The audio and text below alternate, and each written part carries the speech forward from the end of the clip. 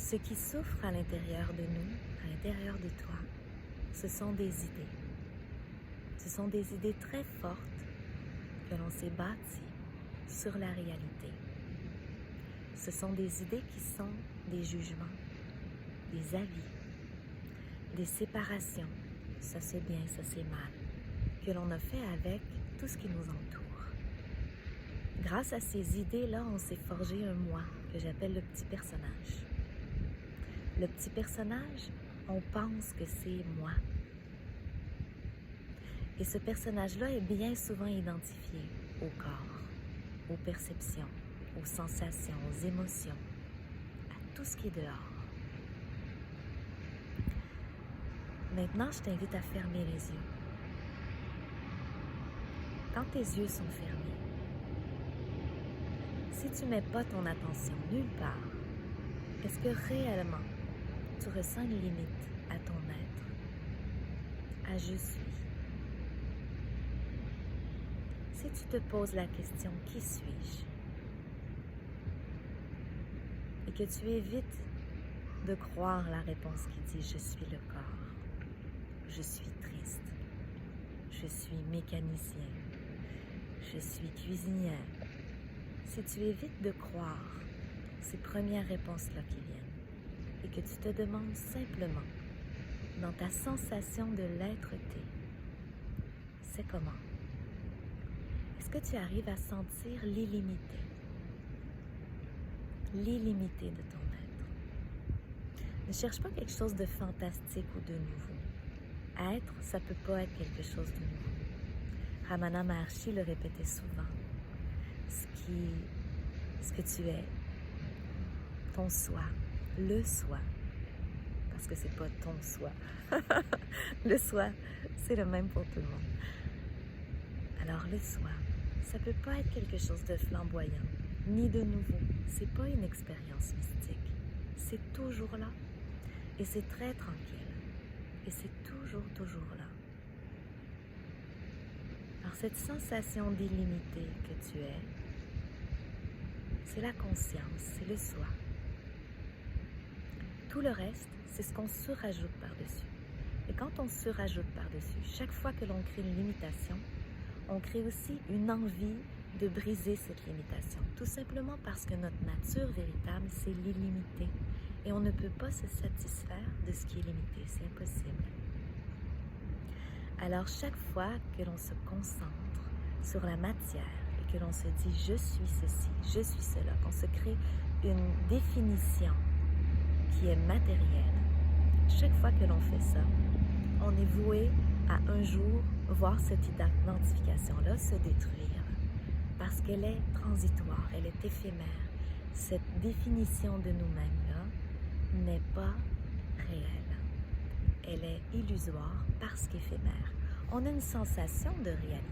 Bien sûr, on perçoit ce corps-là. Mais quand on s'y identifie, c'est une porte d'entrée à la souffrance. À la grande joie aussi que ça peut nous procurer. Les plaisirs terrestres peuvent être très agréables. Mais sitôt qu'on goûte à un plaisir terrestre qui est agréable et qui est limité, on peut être certain qu'un jour, on va en vivre une certaine souffrance, qu'elle soit petite ou qu'elle soit grande. Quand je te parle de t'identifier avec la présence, c'est de t'identifier au soi. C'est simplement d'abandonner cette construction d'idées qu'on appelle le moi, d'abandonner le petit personnage souffrant, qui aimerait tant que la vie soit toujours autre chose que ce qu'elle est. Le petit personnage souffre parce qu'il est toujours en réaction, en résistance. Ah oui, il m'est arrivé ça, mais ça n'aurait pas dû. Normalement, si j'avais mieux planifié, ça aurait dû être comme ci, comme ça. Regarde avec honnêteté ta vie.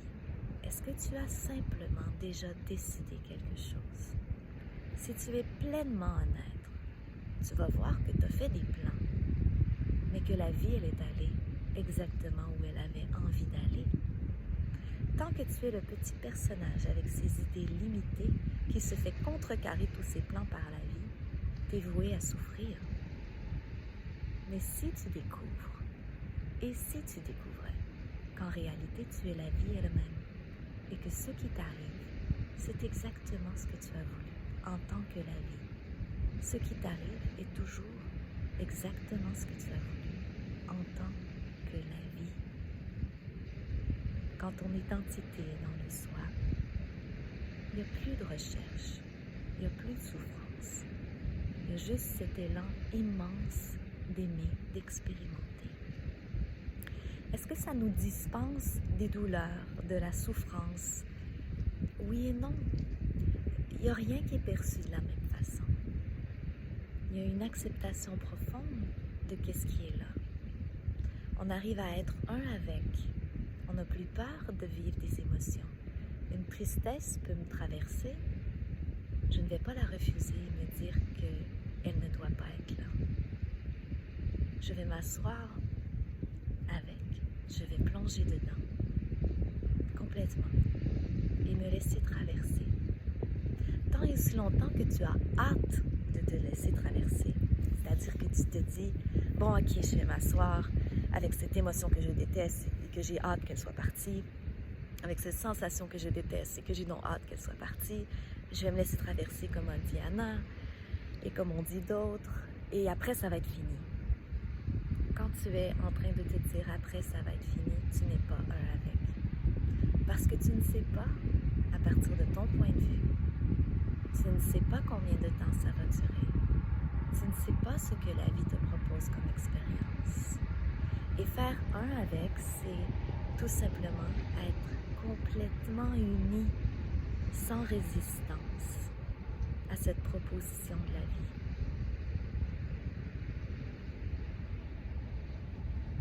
Je me rappelle plus qui disait ça, je pense que c'est Arnaud Desjardins, qui avait une pièce dans son ashram au Québec, proche de Frelichburg, ou à Frelichburg, je me rappelle plus. Peut-être que je raconte n'importe quoi, mais l'histoire qui me vient est belle, alors je vais la dire quand même. Je ne sais plus qui a dit ça. Mais c'est un espace de paix et de méditation qui regroupe des gens avec des photos des maîtres indiens, Ramana Maharshi, Ananda Mai, qui sont là, Swami Prajnanpad. Leurs photos sont là autour, plusieurs rinpochés. Et en les regardant, la personne dont je me souviens plus c'est qui, a dit « Je vous présente mon mur des grands vaincus ». Et vous voyez, dans cette vie, on a tendance à vouloir être vainqueur, à battre les circonstances, à être celui dont les idées dominent. Et j'ai adoré cette image du mur des grands vaincus. Pourquoi? Parce que c'est exactement ça. Quand on s'abandonne à la vie, quand on s'abandonne au soi, on n'est plus le chef, on n'est plus le petit chef. Et parce que le petit chef n'est plus, il n'y a que la vie. Il n'y a que ça.